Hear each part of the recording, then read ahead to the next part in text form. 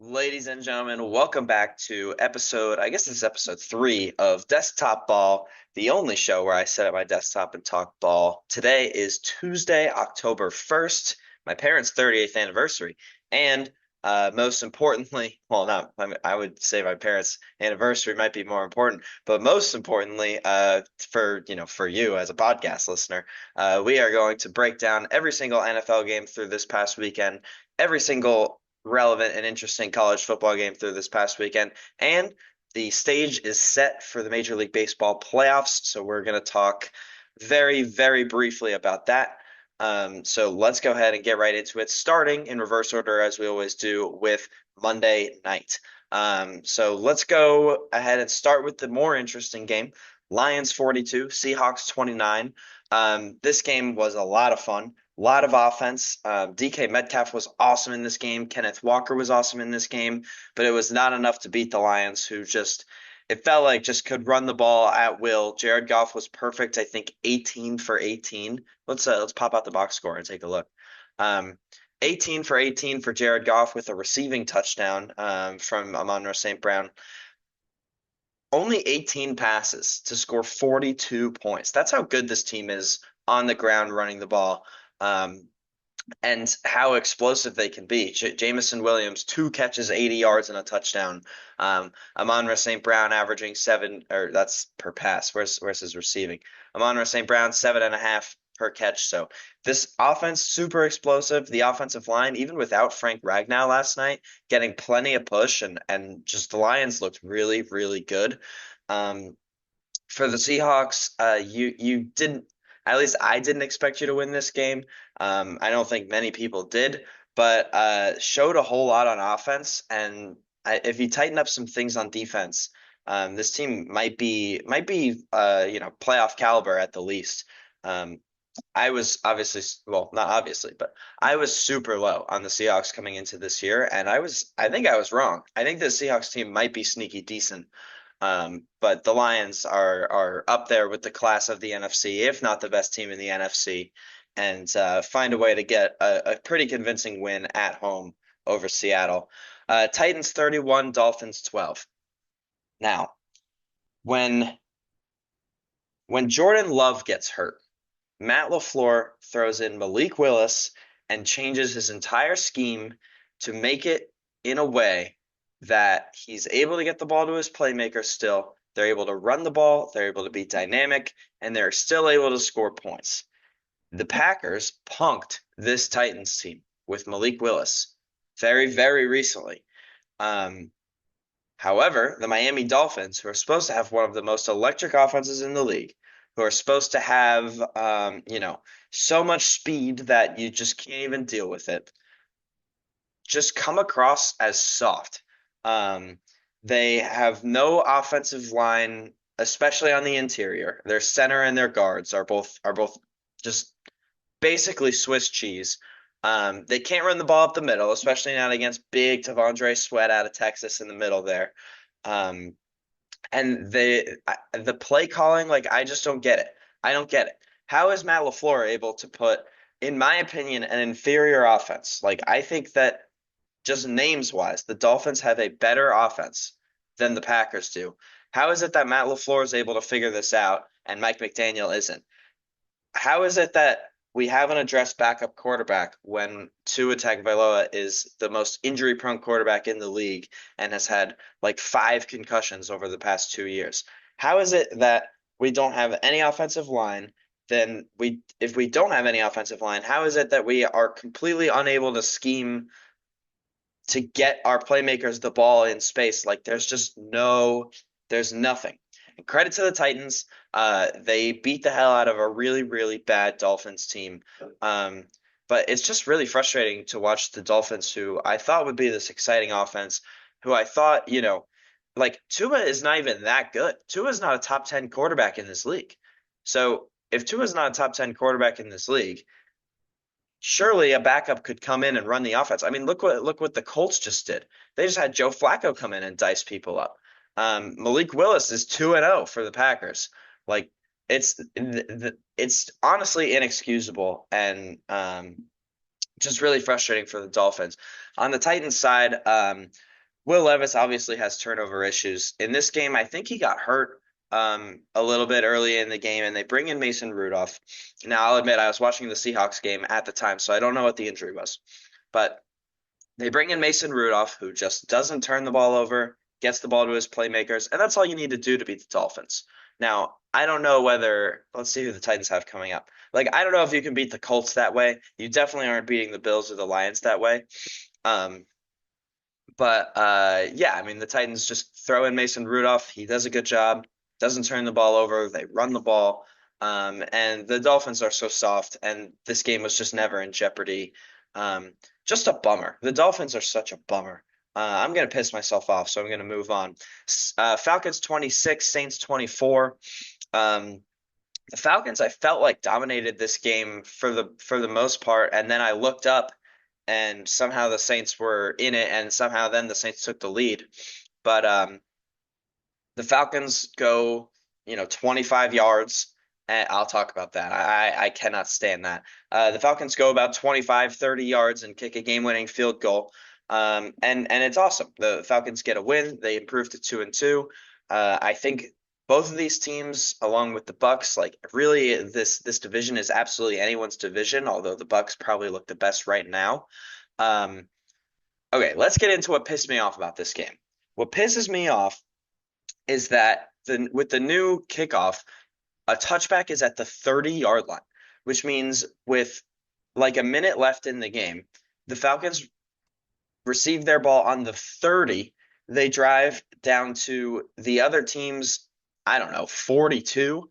So they gain 28 yards, like 28 yards. That's a game-winning drive now.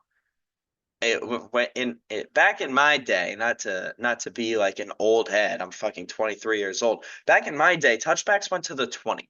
And if you wanted to put together a game-winning drive, you had to actually have like positive offensive plays, not like one pass interference and then kick a field goal because that brings you into field goal range. And it's a combination of how good field goal kickers have become and how far you get the ball after a touchback. Getting the ball at the 30 after a touchback, I feel like just has gone like completely like we don't even talk about it. It's terrible. It is absolutely terrible. I think it's one of the dumber rule changes that there have been in recent years. I mean, what incentive is there to return a kick ever? I don't understand. Like I guess here's what it is.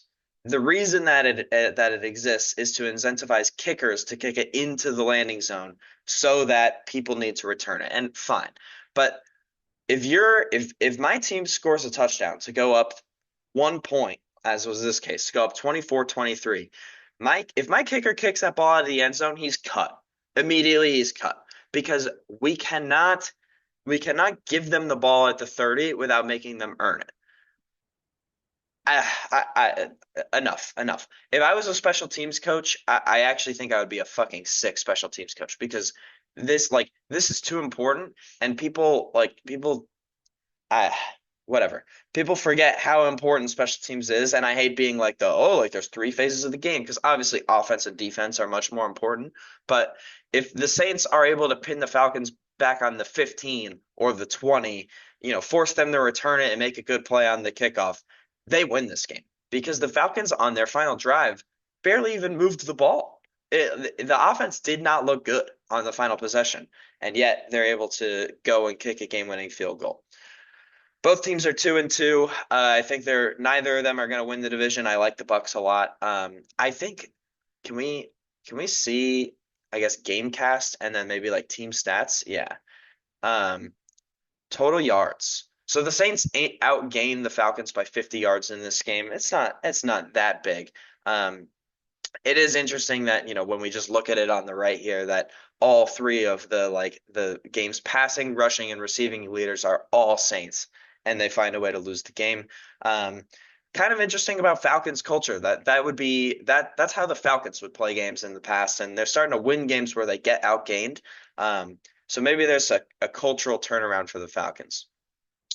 Bears 24, Rams 18.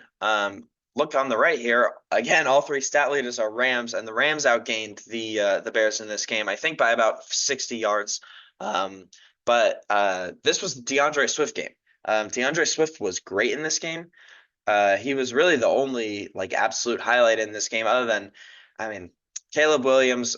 I don't know. There's moments where he looks good. There's moments where he looks bad. He had one play where DJ Moore is wide open for a touchdown and he overthrows him by about 5 yards, which is concerning. As somebody who's been a bit of a Caleb Williams apologist to start the year, I need to start seeing stuff. Um, because Jaden Daniels has shown me stuff, and I think Caleb's good. I think, this is a nice win, 24-18. Ran the ball down the throat of a Rams team that just cannot stop the run. Um, but yeah, I mean the Bears, nice win. You won a game. Good job. Um, as for the Rams, just another team that's kind of a bummer. Um, I wish Puka and Cooper Kupp were playing. I think they would have torched the Bears if those two were playing in this game. Um, but yeah, I mean the Bears secondary does a good job against backup receivers. One of the better secondaries in the league, and they find a way to win, improve to 2-2, joining at least the Packers. Yeah, joining the Packers, I guess, to be tied for the bottom of the NFC North. Let's get into the NFC North. Vikings 31, Packers 29. The Vikings are for real. And as much as I want to start this game talking about how awesome Jaden Reed was, and I will, we have to start it with talking about how awesome the Vikings have been. They go up 28-0 in the second quarter, go into halftime up 28-7. Um, the defense has just been so good. Brian Flores is doing a fantastic job. I don't care if he was mean to Tua Tagovailoa. Um, I want that dude as my defensive coordinator on my team. I want him to either go to Texas or go to the Giants. Like, I want that dude. He is awesome. Packers try to mount a nice late game comeback where I can talk about Jaden Reed and how amazing he was. Jordan Love looked really good. Obviously banged up in this game, obviously still hurt, but they started just absolutely torching the very good Brian Flores Vikings defense in the fourth quarter. Um, Vikings are able to escape with a win in this game, but I think the Packers showed signs of life. They need to develop a run game. I think they've gotten a pretty good opportunity to next week when they face the Rams, and we know the Rams can't stop the run. So um, we've at least got that going for us, that they'll be able to establish a bit of a run game. And Jaden Reed is just so awesome. He is so fun to watch, and I hope that him and Jordan Love get to continue this connection for years to come, because it really is an absolute pleasure to watch him. Honestly, we'll get to Ryan Williams at Alabama, but he reminds me so much of Jaden Reed in his after the catch shiftiness and ability to just burst away from defenders, as we saw on that 75-yard touchdown Ryan Williams had. We'll get there. We'll talk about it, but let's continue on. Steelers, or start with the winning team. Colts 27, Steelers 24. Anthony Richardson goes out, and they trot out Joe Flacco. Mike McDaniel, take a lesson here. Learn from the Colts. Their quarterback is super injury prone. We know that Anthony Richardson likes to run and he likes to get hurt. He likes to dive head first. And we're going to talk about that too. But they go and they get Joe Flacco in the offseason, who just took the Browns to the, played in playoff games with the Browns. And he does a great job. He's I don't know, 38, 39, 40 years old, and he just was dealing. Michael Pittman, 100 yards. Jonathan Taylor, 88 yards and a touchdown. The Colts offense against a very good Steelers defense looked great in this game. They looked really good. The play calling I find extremely interesting. Anthony Richardson goes off the field for one play. He goes off the field for one play, grabbing at his groin, like at his hip flexor. And he's clearly slightly hobbled. He's hurt. He's off the field for a reason. And Shane Steichen puts him back out there, which, okay, fine. We put him back out there. That's good. We want our starting quarterback to play. And the first play calls, I don't know if it was a quarterback draw or read option.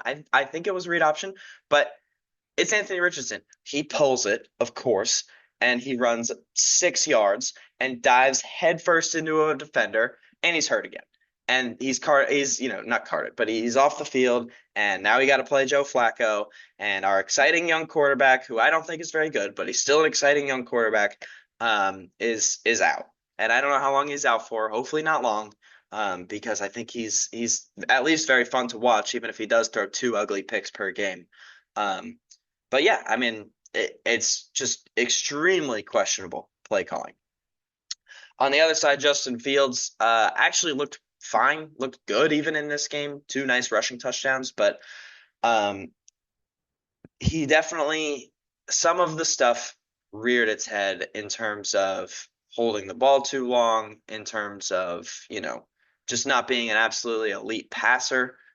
He's definitely been good to start the season. He's been good, but I don't know. It's just not perfect when you're down and you have to throw. He's not. I mean, he's not he's not CJ Stroud.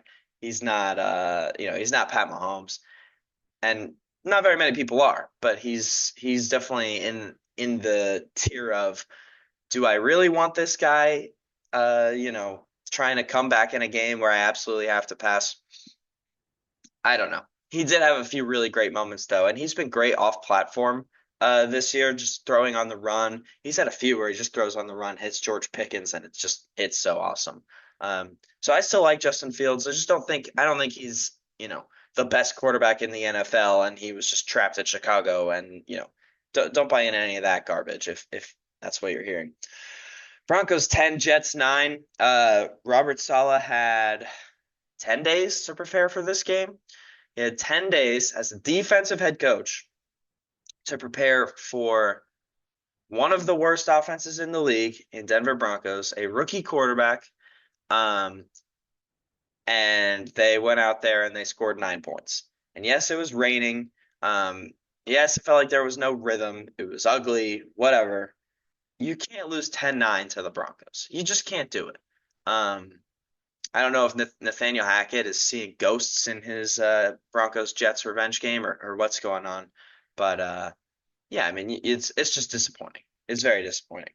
Um, as for the Broncos, they get a nice win. This game was just ugly. It was raining and it was ugly and it was gross. Bo Nix has finally thrown a touchdown pass, so good for him at least. And yeah, I mean, there's not really a ton else to say about this game. Now, on an administrative note, I am nervous that my audio is not getting picked up. So I'm going to turn my mic off and back on. And hopefully I'm turning it off and back on and not on and back off uh, while I drink this water. So let's see if any of this recorded.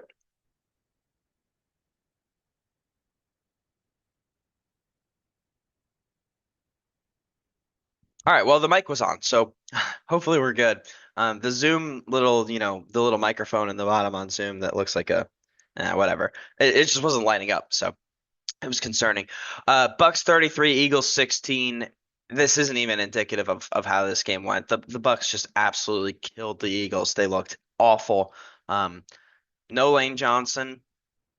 Saquon Barkley somehow only gets 10 carries in this game, and Nick Sirianni had a press conference where he made up some bullshit excuses on why Saquon only gets 10 touches. But without AJ Brown, without Devonta Smith, you would think the game would go through Saquon. Nope. It didn't. They tried to play through, I guess, like Dallas Goedert and uh, Jalen Hurts throwing to, you know, weapons that are not as talented as AJ Brown and Devonta Smith. Um, I don't think Jalen Hurts is that good of a quarterback. People were putting him top five 2 years ago when the Eagles made that Super Bowl run. He's clearly not a top five quarterback. I mean, he's he's he's a nice runner, a nice power runner, but he's not that fast. He's a power runner. Um, and the tush push is good. It works, but you got to be able to get to the 1 yard line or 4th and 1 in order for the tush push to work. And this offense just has moments where it looks completely inept. For the Bucks, this was just an awesome day for Baker, who was just absolutely dealing. Had a bunch of nice throws to both Mike Evans, Chris Godwin, and a bunch of guys I had never even heard of. The Bucks definitely look like the class of the NFC South. They look like the best team in the NFC South, I think by far. But maybe the Saints or Falcons will contend with them. I'm pretty sure they play both of those teams pretty soon. Obviously, they play them twice. Oh, okay, yeah, they play Falcons, Saints, Ravens, Falcons. So they've got the Falcons twice coming up. That'll be very interesting to see who's the team in the NFC South. Um, as for the Eagles, man, it's just ugly. The defense just got torched. Darius Slay took to Twitter to talk about how he's a multi-time Pro Bowler or something, and how many pass breakups and picks he has, because he was getting made fun of online. Anytime you're going online and defending yourself as a professional athlete, most likely it just means you had a bad game. I would just try to stay off Twitter as hard as it can be. Um, yeah, and Bucks 33, Eagles 16, and it was not as close as the scoreline indicates. Bengals 34, Panthers 24. Bengals finally get on the board. Um, are they back? Maybe. Are the Panthers just that bad? Maybe. Um, the Panthers looked okay in this game. Like they still look okay. Clearly, they made the right decision going with Dalton over Bryce Young, which sucks, but it's the unfortunate truth. Um, Jamar Chase had that nice, I guess it's saying 63-yard touchdown where he caught the ball and just broke a few tackles and just showcased the speed. Um, I I don't think Jamar Chase is worth Justin Jefferson money. I think we may want to have like that conversation. Um, I know that it's not going to happen and that he's going to get paid. He's going to get paid a lot of money, but there are times where he's just like a ghost on the field. Three catches today, and like you know, not a guy that you can depend on the way that you can depend on a Justin Jefferson or an AJ Brown. In my eyes, he's very good. He's very, very good. I just don't think he's like, you know, top three receiver in the league level money, but I'm sure he'll get that money anyway. That's sort of just the way these things tend to go. They play the Ravens next week. They have to win that game. They have to get to 2-3. Their backs are totally against the wall. 1-4 is just a really tough place to come back from. And for the Panthers, at least you had that one game last week where you won. And honestly, the Bengals they might be good. There might be some wins in the future for the Panthers. You could definitely beat the Bears. You could beat the Bears. The Falcons can lose to anyone. The Broncos could lose to anyone. I think the Commanders are actually good. Totally can beat the Giants, which I hope doesn't happen, but you totally could. Um, so there's a few places the Panthers could get a couple more wins this year. They'll probably finish with, 3, 4 wins. I don't really think they're even that bad. Especially now with Andy Dalton, they could even do better than that. A team that might not get to 4 wins is the Jaguars. Texans 24, Jaguars 20. Trevor Lawrence actually looked okay in this game and played a lot better, but the Texans find a way to win. Nico Collins, in contrast to Jamar Chase, does deserve top three wide receiver in the league money. That dude is absolutely awesome. CJ Stroud and Nico Collins just have this connection that not many receivers and quarterbacks in the league have. It feels like a 2021 Matt Stafford Cooper Cup or 2022. I forget what year that was. Um, but yeah, I mean, every time CJ Stroud's in trouble, Nico Collins is there. Every time he like doesn't know where to go with the football, he's able to at least just throw it up for Nico Collins, um, who is just absolutely awesome. On the Jaguars side, uh, the owner said that this is the best Jaguars roster he's ever assembled, and you're 0-4, which means our guy Doug Peterson, um, probably not long for the Jaguars, which is unfortunate because he did do a good job with the Jaguars, in that post Urban Meyer time. But I guess somebody's got to go, and they just paid Trevor Lawrence a shit ton of money, and I don't think they're gonna admit that they maybe were a little wrong on that one. So yeah, Doug Peterson most likely is gonna get canned.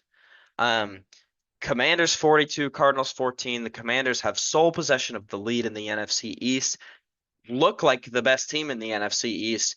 This offense is absolutely firing, scoring so many points. I mean, this let's look at how they've won their games. They lose 37-20 to the Bucks week 1. The Bucks were very good. They only beat the Giants 21-18, but that's on 7 field goals. They got into the red zone 7 times and kicked 7 field goals. So, uh, you know, This very well could have been 35, 40, 45 points that they could have put on the Giants. They didn't, but they fixed some of those red zone inefficiencies and immediately 38 on the Bengals, 42 on the Cardinals. Are those the best defenses in the league? No, but Jaden Daniels looks absolutely amazing. Um, he's got that record for the highest completion percentage through 4 games by a quarterback ever, not just rookies, ever. Um, and yeah, I mean the commies are 3-1 and look really good. For me, this game was a which of these teams is like the fun and frisky team, and then in like the late second quarter, maybe early third quarter, I realized no, this is a good team playing against a fine team in the Cardinals. James Conner still had a nice day, and Kyler Murray definitely has moments. The Cardinals offense is either big play, big play, big play, touchdown, or 3-and-out. I don't know what's going on over there, but they got to figure it out. Um, if they could do what they do on their good drives more consistently, and I know you could say this about plenty of teams, but if the Cardinals could do what their good drives look like more consistently, they would be very, very tough to stop. And Marvin Harrison Jr. is awesome, but disappears at times. I don't know if they're just like not looking for like what does he have in this game? Like 3 catches, 4 catches? Like you got to find a way to get that guy the ball more. You took him fourth overall. Look at what the Giants are doing with Malik Neighbors. They are force feeding that dude the football. Get the ball in his hands. He's a great playmaker. He's good after the catch. I don't know why they're it's like they're using him sparingly. I don't get it. 49ers 30, Patriots 13. If the Patriots go down, I don't know, 14 points, the game ends because they are completely incapable of coming back. Um, Worst offensive line in football. Jacoby Brissett, not good. Not putting in Drake May because we don't want him to get killed and his confidence ruined behind the worst line in football. I can at least appreciate a well-run organization that wants to treat their rookie quarterback, who they believe is the future of their franchise, right. Um, but it's concerning, it's concerning. Um, and it's more importantly than it's concerning, it's boring.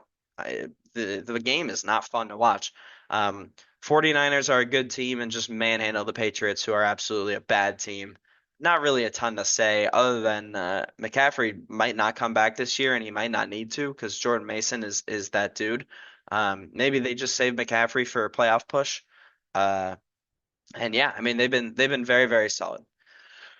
Raiders 20, Browns 16. The Browns have I don't know, it was like a 70-yard touchdown pass to Amari Cooper get called back because of a garbage like holding call or something. And it ends up costing them the game. But yeah, I mean that sucks, but how can you I mean, I can't root for Deshaun Watson, so I'm always down for the Browns to get screwed.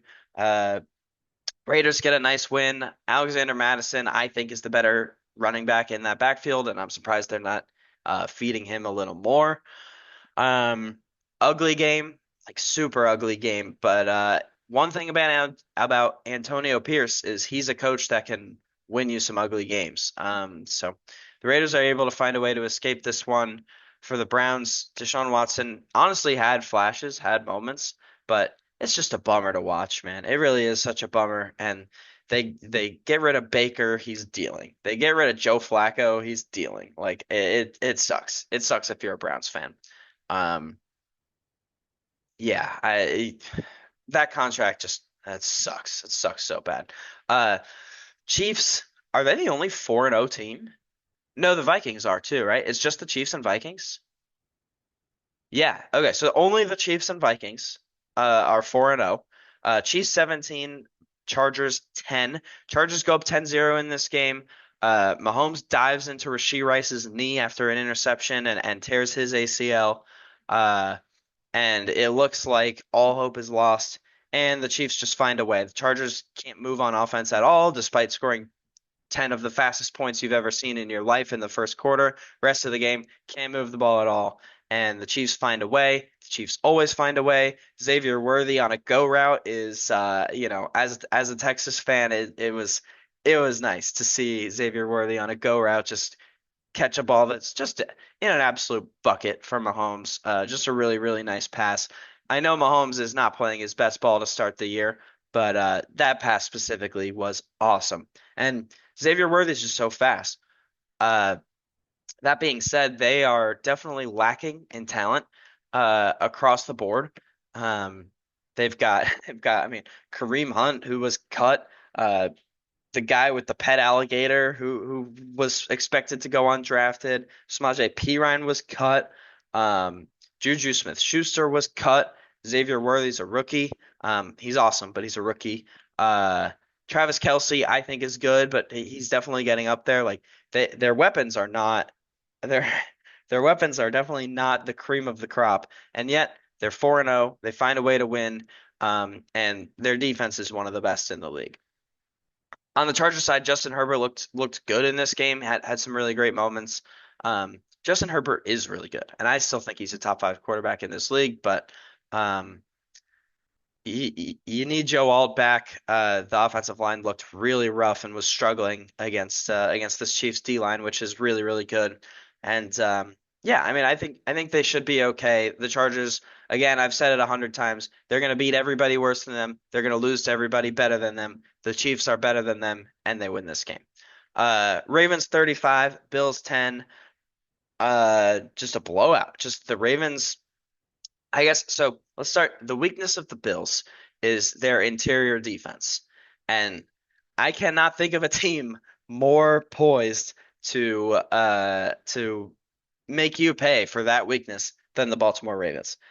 They just ran all over them. Derrick Henry, 24 carries for 199 yards and a touchdown. Justice Hill, 6 receptions for 78 yards and a touchdown, and I'm sure plenty of rush yards as well. Um, Notably, Lamar Jackson didn't have to throw the ball again in this game. All they do is run. This team run, run, run, run, run. This is Michigan football, except Lamar is definitely better than Alex Orji. But the Ravens just run it down your throat.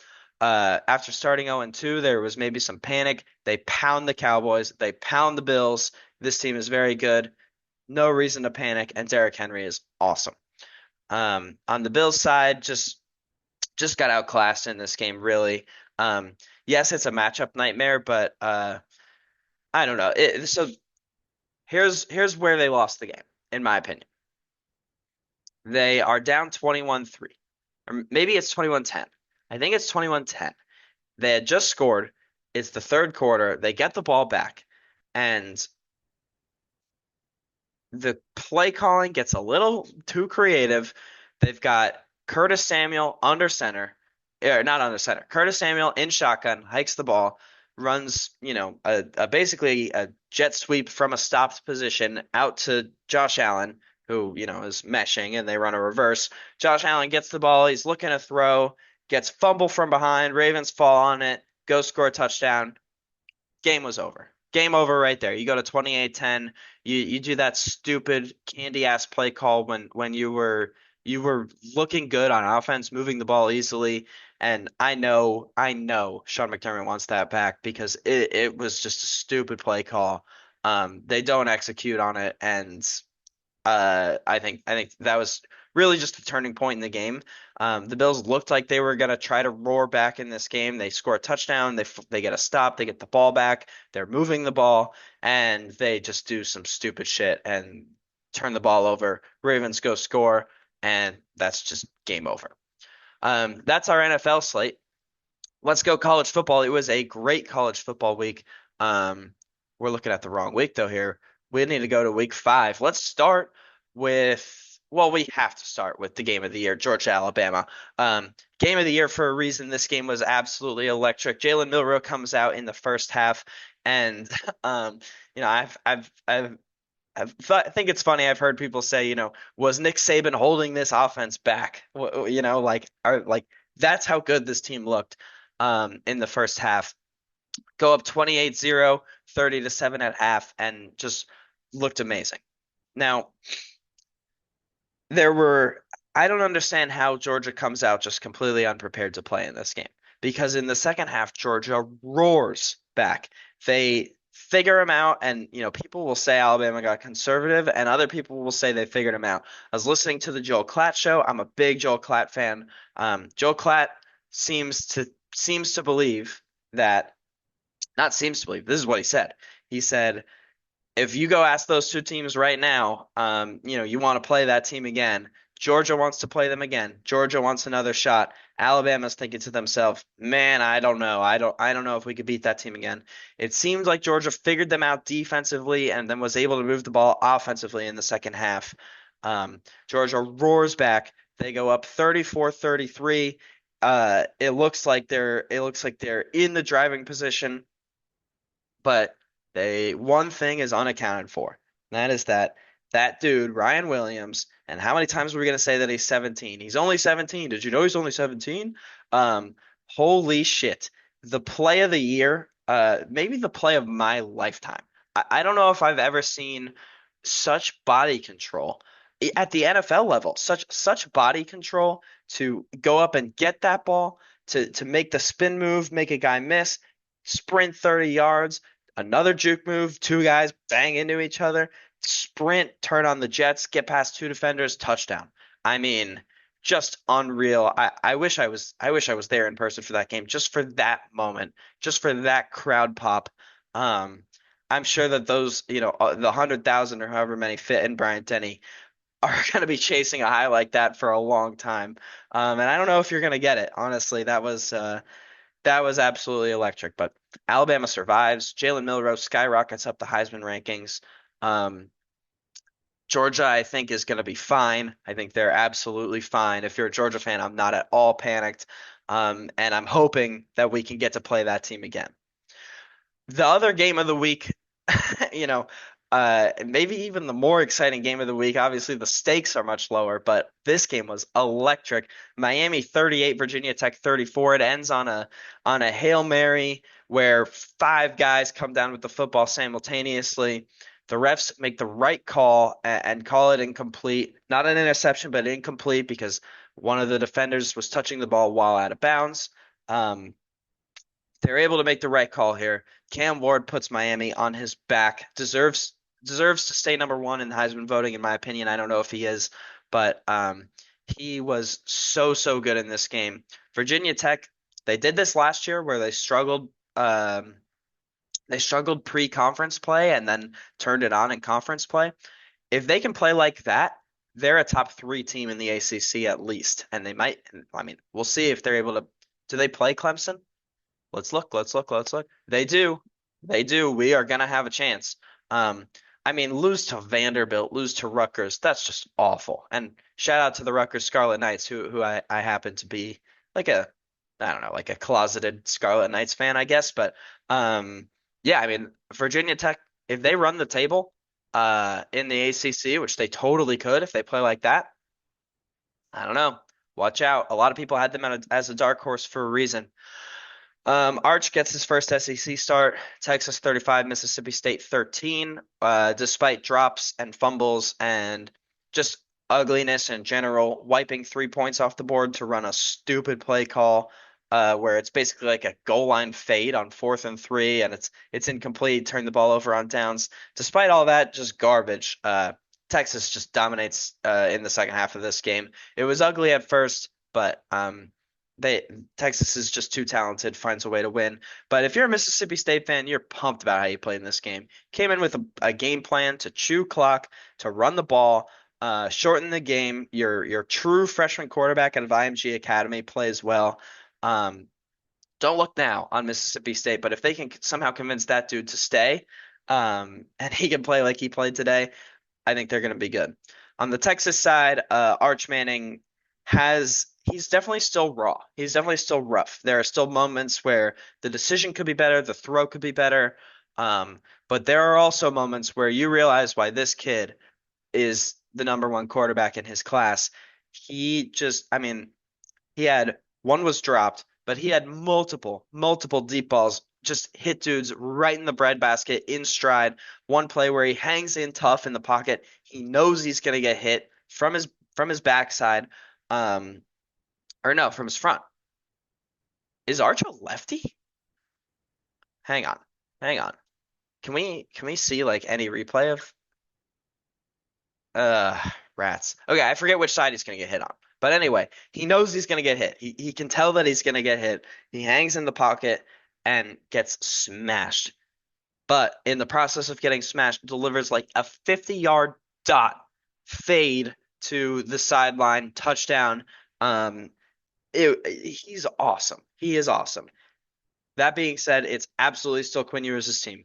He's absolutely still the better quarterback. Manning is still a little rough. There's still some stuff to work through. There's no quarterback controversy in Austin, at least not in my opinion. But really, just the future is bright, and it's very exciting to watch Arch play. He's awesome. Kentucky 20, Ole Miss 17. Yikes. Um, Ole Miss plays four basically high schools, scores 100 points in each game, steps up to Kentucky and gets smashed. Just gets smashed in the mouth. This game was ugly. It was gross and I didn't even watch that much of it because it was not that fun. Yeah, although I was following the score the whole time because oh my God, Ole Miss is going to lose this game. Uh, Kentucky finds a way, plays good defense. This is the second top six team that they've held to sub 20 points, including Georgia. Um, so you got to be pumped if you're a Kentucky fan. They got punked by South Carolina, which is brutal. If they hadn't lost to South Carolina, we would be talking about this team like they are serious. Uh, but they lost to South Carolina and they got punked. So there's that. But nice win for Kentucky. Ole Miss are frauds. Everybody knows every year that Ole Miss are frauds. But every year they get a basically like a charity top 10 ranking until they go out and lose to some shitty team. Uh, whatever. Penn State 21, Illinois 19. Nice win for Penn State, who looked, I guess, fine in this game. Illinois just didn't really bring a whole lot, but yeah, a bit of a snooze fest game in the Big Ten. Penn State gets a nice win, a nice ranked win, which will help come resume time. They look like they can probably contend for the Big Ten. Very interested to see them play. I don't know if they play um, USC and Ohio State. So they don't play Oregon, which is the one I really would like to see. But USC, Ohio State, those will be some fun games for them. I think they should be able to handle USC, but very interested to see if they can compete with Ohio State. For Illinois, still pretty fine, honestly. Like you're a pretty good team. Are you a little overrated? Yeah, probably. But I mean, who else are they going to rank? Like, there's not really a ton of elite teams this year. Utah, without Cam Rising, loses to Arizona. Um, the Big 12 is absolutely wide open. That's really all there is to say. Any of these teams can beat any of these teams. Uh, I mean, there's a world where Boise State or UNLV gets the 4 seed and the winner of the Big 12 gets the 12 seed. Like the winner of the Big 12 could be 9-3. Without Cam Rising, this Utah team is not that good. And you say without Cam Rising, I mean, it's Cam Rising. He doesn't play. So effectively, the team is just not that good. And if Utah's not that good, if Kansas State got punked by BYU, if Oklahoma State is clearly not good, um, who's the team? I mean, if Arizona figures stuff out on offense, Fafita and McMillan are both awesome, but I don't trust them to play defense. Yeah, BYU's a nice story, but do you really trust them? Like right now, it's Iowa State. And I don't know. I'll admit it. I don't know anything about Iowa State. Are they for real? Who knows? Um, I mean, the team who looked the best. Does it? Do we have it? Do we have it? They only give me ranked teams. Okay, we'll get to them. We'll get to Colorado because they look serious. They look serious. Um, Michigan barely escapes Minnesota. This Michigan team stinks. This Michigan team stinks. There's nothing more to say. USC roars back. There has an awesome comeback against Wisconsin, down 21-10 at the half. Miller Moss just starts dealing in the second half, and this team looks very, very fine. I almost went to very, very good there, and then I remembered, no, this team does not look very, very good. Um, I think they're actually like rather disappointing. After the LSU win, it looked like it was going to be a USC top 10 year. I don't think they look like a top 10 team. I don't think they're that good. If they were that good, they would have beat that sorry Michigan team. Like I don't know. I don't buy it. I don't buy it.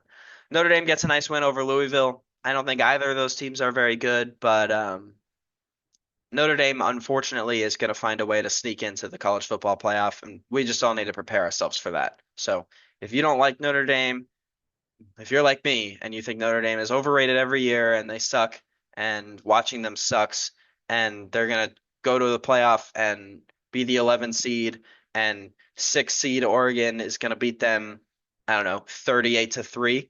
Yeah, you're probably right. And just mentally prepare yourself for that because it's coming. It's going to happen. They play nobody. They're most likely going to run the table. USC's their only tough game left, and I'm really just not a big buyer on USC. And then we have to have the discussion, is 3 or 4 loss Ole Miss or like 3 loss Mizzou or maybe even a Big Ten team. Maybe it's Michigan. Um, is that a better team than 1 loss Notre Dame? And we're gonna have to fight about that. Or should the ACC with Clemson and Miami be a 2-bid league? I think so. Over Notre Dame? Yeah, I think so. But it probably won't happen. Notre Dame's gonna find a way to sneak in. They've got too much money. They play nobody. Uh, it just sucks. It sucks. It hurts. It hurts. Okay. Kansas State punks Oklahoma State. Kansas State is good. They looked really really good in this game. Avery Johnson is electric. He's an absolutely electric athlete. Can he throw? No, not really. But he can run for damn sure. He can run. I wouldn't be surprised if Kansas State wins the Big 12. They look like they might be the best team, but BYU just smashed them last week. So I don't know. It really seems like it's just absolutely anyone's league. Uh, BYU was a 3-point dog against Baylor, and they shouldn't have been. They come out and win this game pretty convincingly, and honestly, this like scoreline isn't really indicative of how this game felt. All right, now let's talk pain because as a Texas fan, there was a moment where Auburn was leading Oklahoma, where Arkansas was leading Texas A&M, and I thought to myself, oh. We are in for an awesome, awesome week where all of the teams I hate are going to lose to shitty teams, and Texas is going to pound Mississippi State, and we're just going to be so happy. It's not what ends up happening. Let's start with Oklahoma. Oklahoma makes I guess, a nice comeback. I think, well, it was a nice comeback, but it's against a very, very bad Auburn team. I don't think Oklahoma's very good at all. Um, I can't believe they came back and won this game. All Auburn had to do was not not make mistakes. They throw pick six. Peyton Thorne, clearly not the guy. Just so disappointing. And if you're an Auburn fan, you're just so sick of it. You're just so sick of it. Hugh Freeze has got to go, I think. Um, Arkansas, again, losers find a way to lose, and that's Auburn and Arkansas are losers, and they both find a way to lose. Let a terrible Texas A&M team beat you. This one I'm more okay with than the Auburn game because I honestly never had a doubt that A&M would win this game. Um, even when Arkansas went up, as like they're not good enough. They're losing just a loser team. Um, Auburn I thought would find a way. I thought I mean they needed like a couple first downs and to take a knee, and they can't do it. It's just ridiculous, absolutely ridiculous. The last team I want to talk about, and I don't have them here, I guess because they're not ranked, but honestly, if I had an AP poll, they'd be ranked in my AP poll. Colorado goes to UCF and just beats the hell out of them. As a 14.5 point dog, beats the hell out of UCF. Um, maybe they're a team. Like maybe Colorado is gonna put it together. They had a run game. Their defense looked okay. Um, the UCF was disappointing on offense, but I mean Colorado played decent defense. Like you can't really take a ton away from them. Shadur is legit. Travis Hunter is legit. I don't think they win the Big 12, but maybe, like maybe there's a path for them. Um, I mean, they looked really good. That's it for college football. Let's get to Major League Baseball, where there was a doubleheader yesterday to determine the last wild card spots. This Mets Braves first game was absolutely electric. Um, the Mets are down 3-0. in the eighth inning. They score six, then they allow four, then they score two. Edwin Diaz gets the close, and somehow they find a way to win. I didn't watch the second game once the Mets had clinched the playoffs. I didn't bother to watch the second game, but it sets up this. Um, we've got the Yankees and Dodgers. Shocker, the two wealthiest teams in baseball are the one seeds this year. Uh, Cleveland and Philadelphia, the two seeds, so those two teams get byes. Um, the Royals playing the Orioles to see who gets to play the Yankees, and the Tigers and the Astros play to see who gets the Guardians. And the National League side, we've got the Mets and the Brewers to see who gets to play the Phillies, and we've got the Braves and the Padres to see who gets to play the Dodgers. Um, yeah, I mean, it should be honestly a pretty interesting baseball playoffs. I'm looking forward to it very much. As a Mets fan, yesterday was fun. Yesterday was a lot of fun. Um, the fact that the Mets and Braves have to both get on planes, one flies to Milwaukee, one flies to San Diego.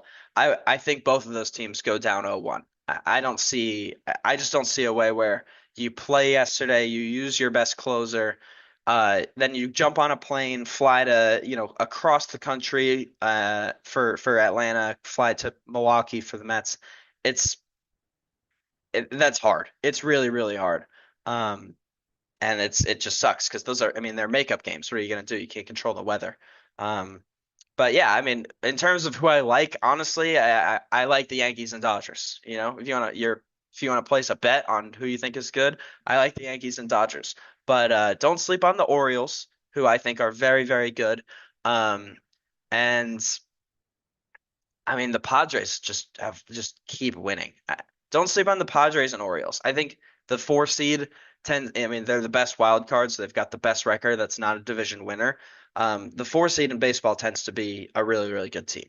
Often better than the three seed. Like I think the Orioles are definitely better than the Astros. Padres might be better than the Brewers. So, um, yeah, I think it's probably a better draw to have the six seed. So excited for the Tigers. Congrats to the Tigers, who I don't know if they've made the playoffs in my lifetime, honestly. And exciting that the Mets get to play. Uh, I will be watching tonight, so go Mets. And yeah, I mean, that's really it.